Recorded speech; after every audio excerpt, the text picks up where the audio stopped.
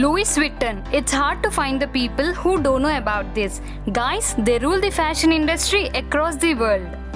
Now let's check in how it managed to be the world's #1 brand. Guys, for those who are wondering about what Louis Vuitton is, this is a fancy designer making branded company for bags, shoes and all other accessories. This Louis Vuitton was founded by Sir Louis Vuitton in France in 1854 at Réunion des Capucines in Paris. Prior to this, he had been appointed as a trunk maker to Empress Eugenie de Montijo, wife of Napoleon III. Guys, we know the success journey isn't an obvious thing. The same was with Sir Louis Vuitton. He was born in 1821 in a farmer's family. During this, France was still under Napoleonic Wars. So he has to work in his father's farm, and at the age of 10 he lost his mother and his stepmother treated in all the bad means. So he ran out of the house at the age of 13 to Paris. Fortunately, there he learned some jobs like weaving fabrics and carpenting works. Also, he learned apprentice at Monsieur Michel, a craftsman. Later, as said, he became Empress' favorite box maker. This turned his life downside to up. So by high demand, he opened his first shop and came up with new ideas. He prepared a box with canvas which were lighter, durable and water resistant. It was marked as modern and smart luggage and was very admired by people. The second invention was a handbag.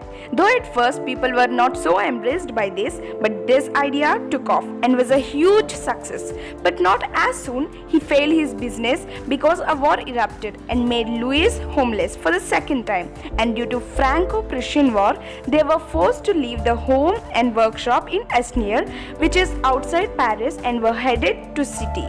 There, Vuitton's family lived in a cramped shelter along with other refugees. Here, they faced a scarcity of food and hunger. And in 1871, the war was ended. So he returned back to his home and was devastated because he lost his workshop and all other materials were stolen. But Louis did not lose his determination. He thought to rebuild it in no time and to buy a new place for the workshop. Fortunately, the property prices were dropped due to war. So he took the chance and purchased a shop in the upscale district in #1 Rue Scribe. And within months, business was booming and orders came all over the world. Now he advanced his ideas, which was hyped. So he opened another shop in London. Louis Vuitton was explored by royals and emperors across the world.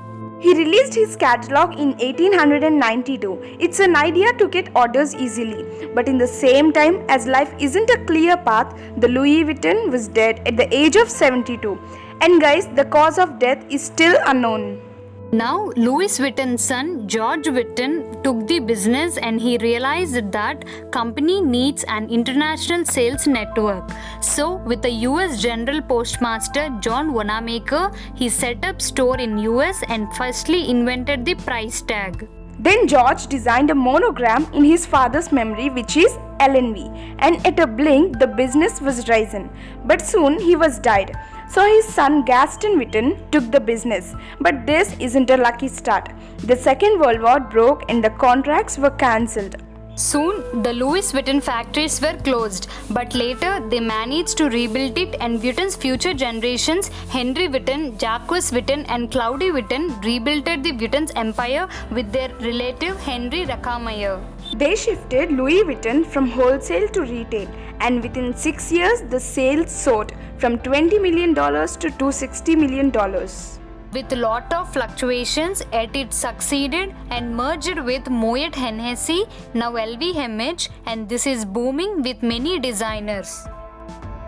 Clearly guys, success is no easier. It took some generations to make LV as a brand. One can achieve it only with hard work and dedication. Now let's all race and unfold our success journey.